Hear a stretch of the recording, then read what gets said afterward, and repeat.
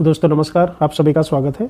दोस्तों आज हम यूपीएसआई का प्रीवियस पेपर को सॉल्व करेंगे जो पूरे सिलेबस से लिया गया है। ठीक है, आपको पता चल जाएगा कि कैसा पेपर आता है और हमको क्या क्या उसमें तैयार करना पड़ेगा।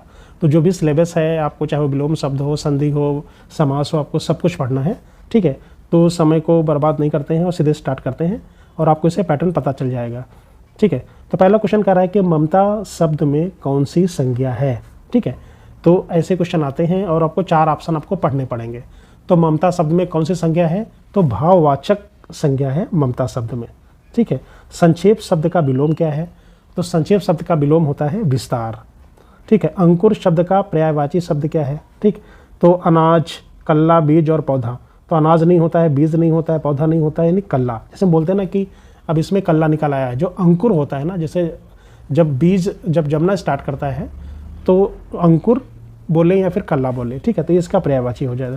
तिरंगा शब्द में कौन सा समास है, तो तिरंगा शब्द में द्विगु समास है। ठीक है, समास के बारे में हम एक वीडियो बनाएंगे। तो जहाँ पे किसी भी शब्द में अगर आगे नंबर आता है, जैसे तिरंगा आ गया तो तिरंगा मतलब 3, तो वहाँ पे हो जाएगा द्विगु समास।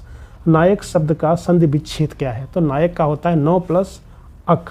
ठीक है, ये होता है संधि विच्छेद। संधि विच्छेद भी अभी हमने नहीं पढ़ाया है। दाल में काला होना का अर्थ क्या है। ठीक है, तो इसका मतलब सभी को पता है, जनरल भाषा में यूज़ होता है, यानी संदेह की बात होना। निम्न में से कौन सा शब्द स्त्रीलिंग है, तो सागर, नदी, पर्वत और मोती। ठीक है, तो जो नदी है वो स्त्रीलिंग शब्द है। ये मेरी पुस्तक है। ठीक, पुरुषवाचक नहीं होगा, निजवाचक नहीं होगा। ठीक है, तो थोड़ा अगर जब प्रैक्टिस करेंगे तो पता चल जाएगा। ठीक है, विशेषण में कितने भेद होते हैं, तो विशेषण में 4 भेद होते हैं। क्रिया के मूल रूप को क्या कहते हैं, तो क्रिया के मूल रूप को हम धातु बोलते हैं। ठीक है, तो हमारा ये रिक्वेस्ट है, अगर आपने चैनल को सब्सक्राइब नहीं किया तो प्लीज़ सब्सक्राइब कर लें। इसके बाद जो पैराग्राफ भी आएगा तो पैराग्राफ के बारे में बताएंगे कि उसको कैसे करते हैं। गुरु के समीप रहकर शिक्षा ग्रहण करने वाला वाक्यांश के लिए एक शब्द। ठीक है, ये क्या कहलाता है, इसको बोलते हैं अंतेवासी। ठीक है, विद्यार्थी नहीं होता है, आश्रमवासी नहीं होता, शिष्य नहीं होता, जो गुरु के समीप रहकर, उसको बोलते हैं अंतेवासी। करुण रस का अस्थायी भाव क्या होता है। ठीक है, ऐसे क्वेश्चन खूब पूछे जाते हैं। तो करुण रस का अस्थायी भाव होता है शोक। ठीक है, चारु चंद्र की चंचल किरणें में कौन सा अलंकार है। ठीक है, ये क्वेश्चन तो बहुत बार पूछा गया है।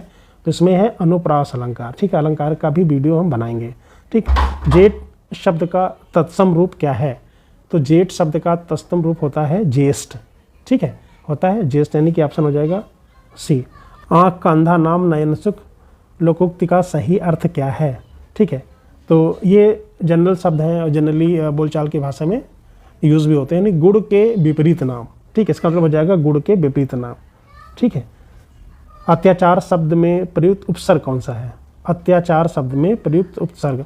देखो, उपसर्ग का वीडियो हम आपको दे चुके हैं। अगर आपने नहीं देखा है तो प्लीज़ आप प्लेलिस्ट को विजिट करके देख लें। तो अत्याचार में पहला हो जाएगा अति। ठीक है, ये हो जाएगा। कनियस शब्द में कौन सा प्रत्यय है, तो कनियस में ईएस जो होता है वो प्रत्यय होता है। वर्णों के व्यवस्थित समूह को क्या कहते हैं। ठीक है, वर्णों के व्यवस्थित समूह को बोलते हैं वर्णमाला। वर्णमाला बोलते हैं। ठीक, हिंदी के व्यंजनों की संख्या कितनी है, तो हिंदी के व्यंजनों की संख्या है 33, यानी 33। ठीक है, 33 है। आगे बढ़ते हैं। पृथ्वीराज रासो किस काल की रचना है, तो ये है आदिकाल की रचना है। ठीक है, भक्ति काल की नहीं है, रीति काल की नहीं है, आधुनिक काल की नहीं है, तो ये चीज़ सबको ध्यान रखना है। रामचरितमानस की भाषा है अवधी। रामचरितमानस अवधी भाषा में लिखा गया है, ग्रंथ है। अष्टछाप के कवियों में कौन शामिल नहीं है। ठीक है, 23। तो इसमें जो अष्टछाप के कवियों में जो कबीरदास हैं वो शामिल नहीं है। ठीक है, कामायनी महाकाव्य की रचना किसने की थी, तो कामायनी के लेखक है जयशंकर प्रसाद। ज्ञानपीठ पुरस्कार किस क्षेत्र में दिया जाता है, तो साहित्य के क्षेत्र में दिया जाता है। गोदान किसने लिखा है। ठीक है, तो आपको पता है कि गोदान के लेखक हैं मुंशी प्रेमचंद। आगे बढ़ते हैं। खड़ी बोली हिंदी की उत्पत्ति किससे हुई है, तो किससे हुई है, सौर सेनी अपभ्रंश से हुई है खड़ी बोली की उत्पत्ति। ठीक है, ऑप्शन को ध्यान रखना है। हिंदी दिवस कब मनाया जाता है, तो हिंदी दिवस कब मनाया जाता है, 14 सितंबर को मनाया जाता है। आंसू किसका काव्य संग्रह है। ठीक है, ये शायद आपने नहीं पढ़ा होगा, तो इसको आप ध्यान से नोट डाउन कर लीजिएगा। जयशंकर प्रसाद। आंसू किसका संग्रह है, जयशंकर प्रसाद का। भारत भारती के लेखक कौन है, तो भारत भारती के लेखक हैं मैथिली शरण गुप्त। आसमान पर चढ़ाना का अर्थ क्या है, ठीक है। किसी को आसमान पर चढ़ाना मतलब अत्यधिक प्रशंसा करना, ठीक है, बहुत ज़्यादा प्रशंसा करके, ठीक है, उसको बोलते हैं आसमान पर चढ़ाना। ईश्वर को ना मानने वाला वाक्यांश क्या होता है, ठीक है। ईश्वर को मानने वाला होता है आस्तिक, और जो ईश्वर को नहीं मानता है उसको बोलते हैं नास्तिक, ठीक। आगे बढ़ते हैं। निम्नलिखित में से अग्नि का पर्यायवाची नहीं है, ठीक। अब ये क्वेश्चन इंपॉर्टेंट हो गया, नहीं है तो ये चीज़ ध्यान रखना, जब भी क्वेश्चन पूछा जाए कभी कभी गलती से हम मिस कर जाते हैं कि उसने वहाँ पे नहीं तो नहीं लगा है, तो कौन सा पर्यायवाची नहीं है, पावक, अनल, वही और व्योम, ठीक है। यहाँ पे आपको 4 ऑप्शन दिए हैं, तो इसके लिए आपको 3 के बारे में आपको पता होना चाहिए, ठीक है। तो व्योम जो है वो इसका पर्यायवाची नहीं है, बाकी सब पर्यायवाची है। अमृत का विलोम क्या होता है, विष होता है। लड़के ने पुस्तक पढ़ी, वाक्य का काल पहचानिए, ठीक। तो इसमें क्या होगा, सीधे से आपको सेंटेंस पढ़ना है, तो इसका काल क्या हो जाएगा, सामान्य भूतकाल, ठीक। लड़के ने पुस्तक पढ़ी, पुस्तक वो पढ़ चुका है, तो सामान्य भूतकाल। शुद्ध वाक्य का चयन कीजिए, यहाँ पे कह रहा है शुद्ध वाक्य कौन सा, मैंने पानी नहीं पिया, मैं पानी नहीं पिया, ठीक है। तो इसको जब आप ठीक से पढ़ोगे, आराम से पढ़ोगे, तो आपको पता चल जाएगा। तो मैंने पानी नहीं पिया, तो यही जनरल बोला भी जाता है, ठीक है, मैंने पानी नहीं पिया है, ठीक। तो ये 36 का आपका हो जाएगा, 36 का ए। आगे बढ़ते हैं। उत्थान का विलोम क्या होता है, तो उत्थान का हो जाता है पतन। क्रिया विश्लेषण के मुख्य रूप से कितने भेद माने जाते हैं, तो क्रिया विश्लेषण के मुख्य रूप से कितने भेद माने जाते हैं, 4।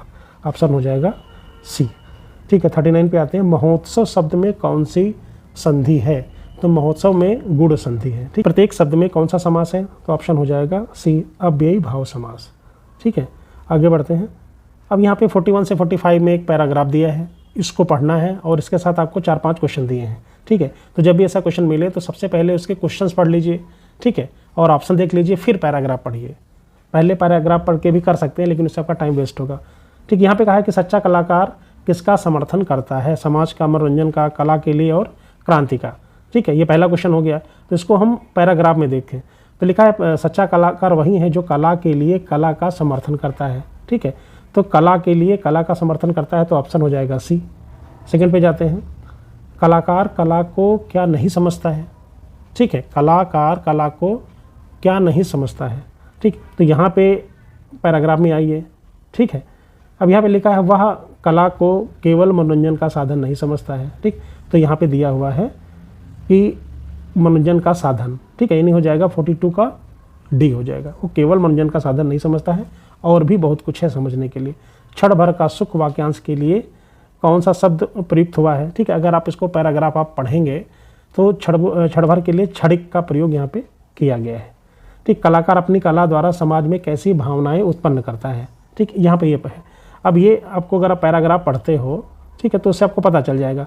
सच्चा कलाकार अपनी कला द्वारा समाज में ऐसी भावना उत्पन्न करता है जो उन्हें सन्मार्ग की ओर अग्रसर करती हैं, ठीक है। ये हो जाएगा। यहाँ पे हम कौन सा देख रहे थे, 44 देख रहे थे कि कलाकार अपनी कला द्वारा समाज में कैसी भावना उत्पन्न करता है, सन्मार्ग की ओर अग्रसर करने वाली, ठीक है। तो सीधा सीधा आपको मिल जा रहा है, और ये पैराग्राफ कठिन भी नहीं होते हैं। अगले क्वेश्चन पे आते हैं। सच्चा कलाकार समाज के लिए कैसी क्रांति उत्पन्न करता है, तो इसको हम क्या करेंगे, इसको हम पैराग्राफ में देखेंगे। सच्चा कलाकार अपनी कला द्वारा समाज में ऐसी भावना उत्पन्न करता है जो उन्हें सन्मार्ग की ओर अग्रसर करती हैं, ठीक है। वह समाज में अपनी कला द्वारा ऐसी क्रांति उत्पन्न कर सकता है जो समाज के लिए कल्याणकारी होती हैं। तो यहाँ पे आपका क्या आ जाएगा, कल्याणकारी, ठीक है। 45 का सी आ जाएगा। निम्नलिखित में से कौन सा शब्द तद्भव है, ठीक है। तद्भव और तत्सम हमने आपको समझाया भी है। तो जो आँख है ना, वो आपका तद्भव है, ठीक है। बाकी से अग्नि है और ये क्षेत्र है, रात्रि है, ठीक है, ये नहीं होगा। अगला है कि पवन शब्द में कौन सी संधि है, ठीक है। पवन शब्द में अयादि संधि है, ठीक है, अयादि। वैसे याद कर लीजिए, फिर हम इसको डिटेल में वीडियो देंगे आपको। हिंदी साहित्य का इतिहास के लेखक कौन है, हिंदी साहित्य का इतिहास के लेखक कौन है, तो उनका नाम है आचार्य रामचंद्र शुक्ल, ठीक है, आचार्य रामचंद्र शुक्ल। अनेकार्थी शब्द दल का एक अर्थ है, ठीक। अनेकार्थी शब्द दल का एक अर्थ क्या है, तो यहाँ पे दल हम जनरली कब बोलते हैं, जैसे सेना भी एक दल हो गया, समूह भी एक दल हो गया, ठीक है, पत्ता भी एक दल हो गया। तो आंसर हो जाएगा हमारा डी, ठीक है। दोस्तों अगर वीडियो अच्छा लगा है तो प्लीज़ लाइक शेयर सब्सक्राइब करें, और कमेंट करके ज़रूर बताएं कि आपको अगला वीडियो चाहिए कि नहीं चाहिए, ठीक है। Thank you very much.